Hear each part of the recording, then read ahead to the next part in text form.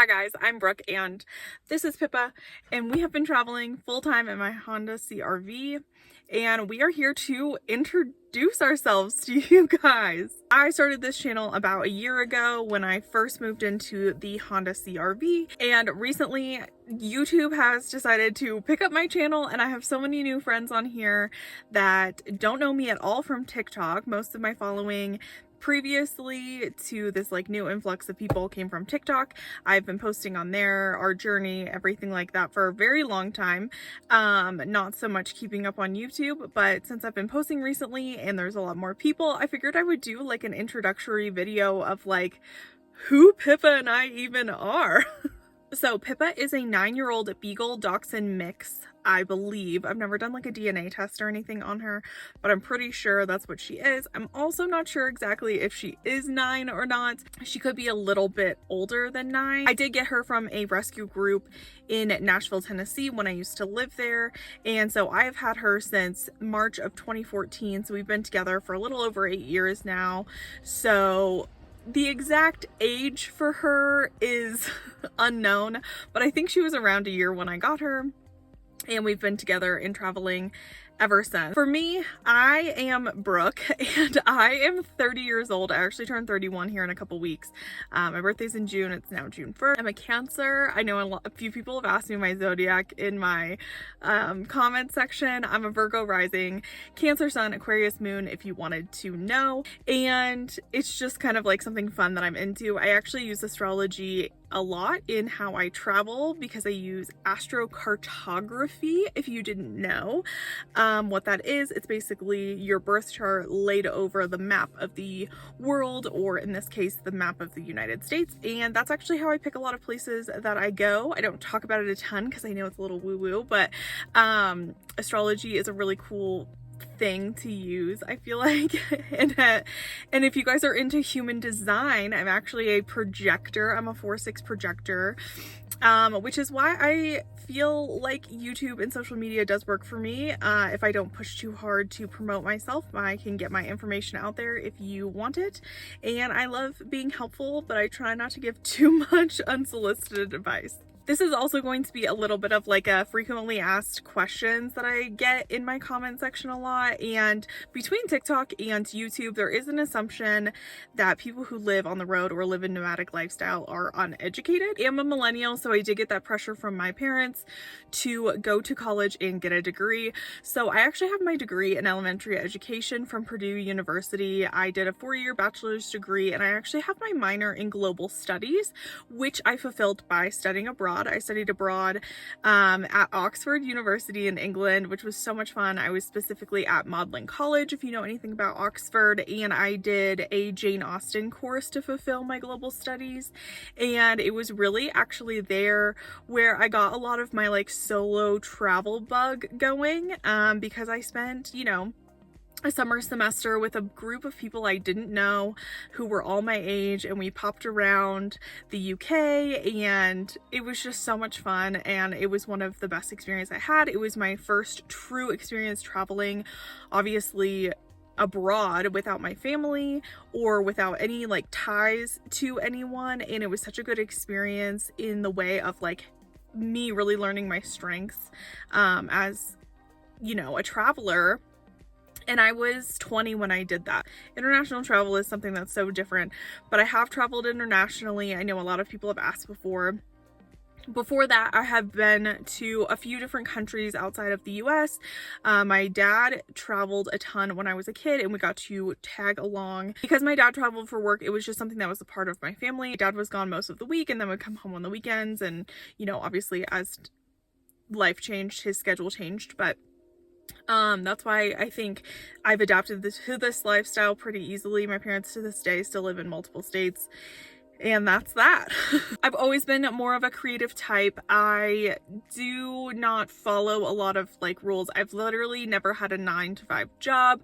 I know a lot of people really want everyone to follow the path that they got tracked on, whatever time and like place in their life that they felt like they got on this certain track.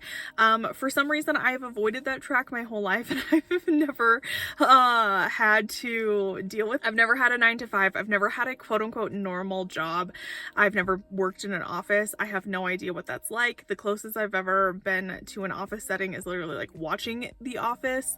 I went from working in retail to working at bars and restaurants once I became old enough, and then back into retail management, and then I became a hairstylist. So I have never had a quote unquote normal job. I've never had benefits with my job. A lot of the stuff that I do now is because I've had to work kind of outside the box already. So living on the road really didn't present that many more challenges for me that I hadn't already had to kind of deal with beforehand.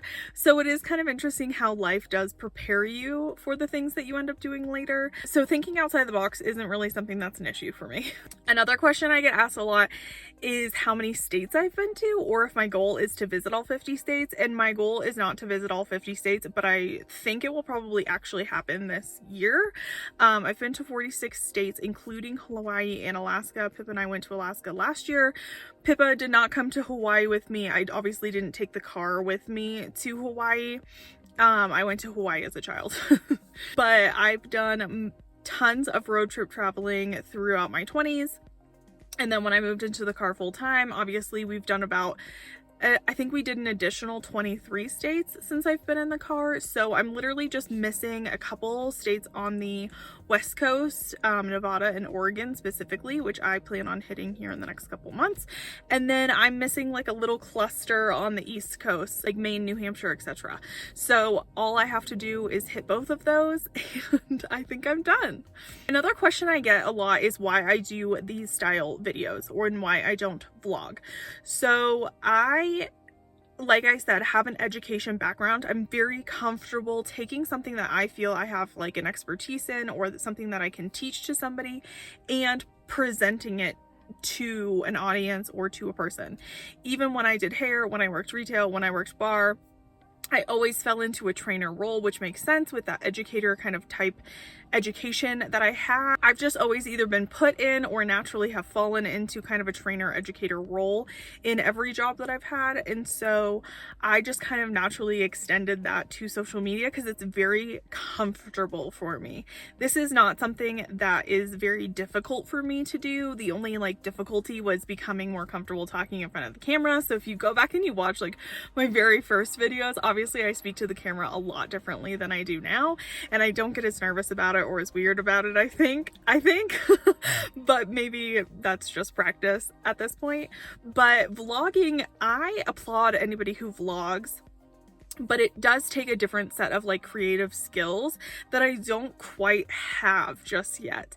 It's not natural for me to pick up a camera and film when I'm out enjoying like my day or doing something new, or a lot of the times too, it's a little hard for me to try to figure out how to keep like me and Pippa safe while also trying to film. There are a lot of vloggers I feel like who maybe aren't with their pet 24/7, having to watch out for other dogs and this and that. It kind of becomes like an afterthought for me to just kind of go through my routine and have like gone and done laundry or gone and got groceries and been like, oh dang it, I should have like recorded some of that.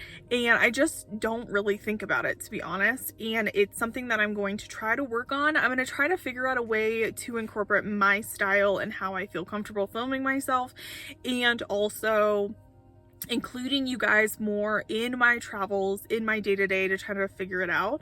But another part of it is boundaries. When I'm like in my car with my little setup and like my camera up here and having a topic that I'm kind of like presenting on or just giving you guys information on, I then don't have to let you into every second of my day. I learned the hard way about having boundaries on social media through my TikTok, and it was really, really difficult for me to let so many people into my life and then have so much feedback on what I was doing day to day.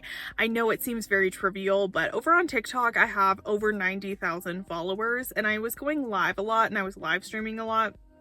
And having the constant criticism of every single thing I was eating, every single thing I was talking about, every task I was doing, everything that Pippa would do or cough or make noise or this or that, got really mentally exhausting for me. And it wasn't something that was adding like a positive to my life. And so when I decided to start posting more on YouTube, I decided to make it a very intentional and direct type of video so I could handle it and I could keep posting and I wasn't getting burnt out of the commentary on my life.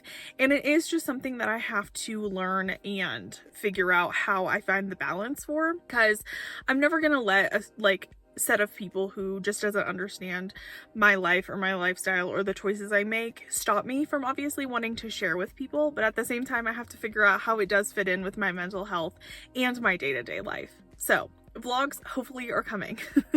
Along with that, I do get a few comments about like why I don't leave the car. And that is kind of funny because you guys really only see like a 10 to 30 minute clip of me sitting here where my phone stand is, where Pippa's in the back so you can see her.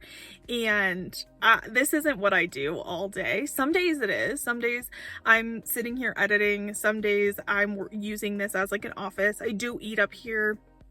I do sit up here if I'm like in a parking lot or something doing something on my phone or just scrolling, but most of the time we do go outside and we do go do other things. I know it feels very much because that's all you guys sometimes see, is that that's all we do. But like I said before, I do make it very intentional. And the other part of it is just like, this is very well branded, right? Like somebody is going to know that it's Brooke and Pippa because of the way I have this angled, because my thumbnails are all the same.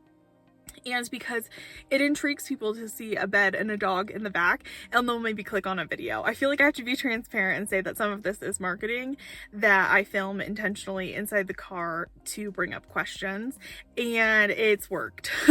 So I'm not gonna stop filming like this, but I will try to film more outside the car, like I said. I do get a couple comments about like, what do you do all day? What do you do about rainy days, snowy days, etc. I'm gonna address the rainy days and stuff first. So rainy days aren't like that common. I travel with the weather, so if I see that there's like multiple days of rain in a row, I will leave an area. I don't like being in rainy, gloomy weather for more than like a day or two at a time if I can help it, because it just does affect your mental health being stuck in like a fishbowl all day. Sometimes it's relaxing, but most of the time it's just kind of annoying, especially with the dog. Things get muddy, things get gross. So normally actually what I do on rainy days, like today was kind of a rainy day for us, I turn them into chore days. Because on rainy days the weather tends to be cooler. I can keep the windows closed. Pippa is just kind of more comfortable in the car, and I can go grocery shop without having to worry about leaving her. I can go do laundry. I can go shower. I can do all of those things. And I just kind of turn it into a chore day. And we'll go usually out to lunch or something and kind of just keep ourselves entertained with tasks. And then like anybody else, I'll come back here and I'll watch TV or watch a movie, or I'll read on my Kindle or something like that to entertain myself for the rest of the day. But most of the time it like clears up eventually and we can still go for a walk and, you know, get all of that in. It's not as big of a deal as I think it would be if I was somebody who was stationary and having to be stuck in the rain a lot of days in a row. I just try to make that like not happen as much as possible. With filling my time, I feel like this is such a hard question to answer because people are just like, what do you do all day? And honestly, I don't really know. You just kind of fall into your own life routine as you continue this lifestyle, right? Because this isn't just like a vacation. It's not like you did all this prep work and then you know, come home and then have to do all the laundry and all this stuff. Like, you live like this every single day, so you always kind of have something to do, or you always kind of have a project you need to work on, or there's always something that kind of needs like cleaned up, or an errand needs to be run. And I feel like your time just eventually fills up. I would love to say I have just like all this free time in the world, and I really kind of don't, I guess, or I just do a really good job of filling it without realizing it. But a lot of the times, even if it's something super simple, like a task of like making breakfast or making lunch, I just take my time with it, and it tends to like fill up that portion of my day. And then I sit and, you know, eat and look outside and go on a walk with Pippa, and I really don't schedule it, so the time just kind of fills itself. At the beginning, I felt like I had a lot of extra time because it felt more like a vacation. But then as my money started to dwindle, at the very beginning, I was working multiple jobs and keeping up with multiple clients and trying to travel and trying to have laundry, dog walks, showers, groceries, cooking for yourself, doing the dishes. Like, I only have one set of dishes, so you're constantly cleaning dishes and stuff like that. So it's things like that that just like naturally fill up your day. Recently, in like the last like 6 to 8 weeks, I've dropped a lot of my jobs because luckily social media has picked up the slack money-wise for me. And so I really haven't had to do a lot of extra things. And that's where I've been reading a lot more, watching a little bit more TV, finding hobbies, listening to podcasts. I do a lot of coloring. I do puzzles. I have like Sudoku books and crossword books and things like that that I just like fill up my time with, because I am here to enjoy the traveling and enjoy the outdoors rather than rush my way through it, I guess. And since Pippa and I aren't like huge hikers or anything like that, we still drive around to see the sights. So just because I'm not hiking some like back trail, we do drive around little towns. I'll go try restaurants. I'll go just like sit somewhere at a park. Like the other day, we went to a park and it was right along the river, and there was people like surfing on the rapids in the river. So we watched people do that for like 2 hours and didn't realize where the time went because we just had a blanket and a snack and we just like hung out. And so it's just kind of things like that that just tend to fill up my time. And if you really wanted to just sit in the car, sit in the front seat all day and just watch Netflix or something, like, you can totally do that if you want to. I think I would get bored doing that. I like to have teeny tiny little tasks, but my tasks aren't stressful. I don't force myself to do anything I don't really feel like doing. But at the same time, like, you can make this lifestyle as stress-free or as stressful as you want to, I think. I do get a lot of frequently asked questions about like tons of other stuff, especially work.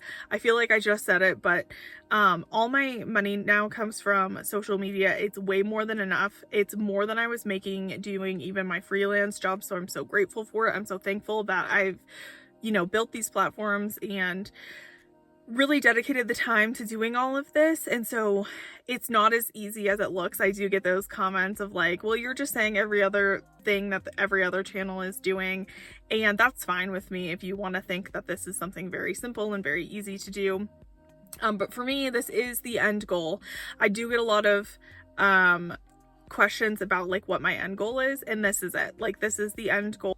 To be fully sufficient, working only 3-4 days a week, being able to travel, being with Pippa full time, and just kind of going from there. I've been working in survival mode for the last at least 4 years, probably more than that. So I'm actually in some really extreme burnout recovery right now. So to reach a point where I do only need to film videos for YouTube and TikTok and that be my job, is very relieving to me, that it is like I can take the time to just let my body recover. I know people can probably relate to that, or if you can't and you're kind of stuck in that burnout, I promise you it comes to an end. I'm still like right at the end of it, but I can feel the energy coming back and like the more like inspired kind of stuff coming back. But I'm actually just really enjoying the fact that I can like pretend to be retired at this point, even if I have to live extremely small and well beneath what I'm making now, to be able to fulfill some other dreams of mine. I have a dream, obviously, of being completely debt-free, and social media and YouTube have completely changed my life in that aspect, that I have money left over to pay off my debt and my old business debt, and I have money that I can save to possibly upgrade in the future. I know that question gets thrown out a lot. You guys will never see me in a van. I just will put it out there right now. I'm never going to be a van lifer. I'm not going to get a minivan. I'm not going to get a Sprinter. I'm not going to get any of that stuff. The market is extremely high right now on those vehicles, and they're not a good investment. I'm just saying, for me and Pippa and our life choices right now, it's not an investment I want to make with my money, and it's one that I won't be making. I do actually know what I will upgrade to when I have the money saved, but I want to be able to do it in cash, so it's going to be a while. That is one of my goals, to be on the road completely debt-free. So whatever upgrade I make will be in cash, and so it's just going to take a while. But I don't hate this car. I don't hate the fact that I have to use it. I actually have enough saved now that I could upgrade just the vehicle portion of what I want to upgrade to, and so I'm going to let Sheila, my Honda, run her course through life. But I have decided recently that I will not be putting any more, hefty money into her.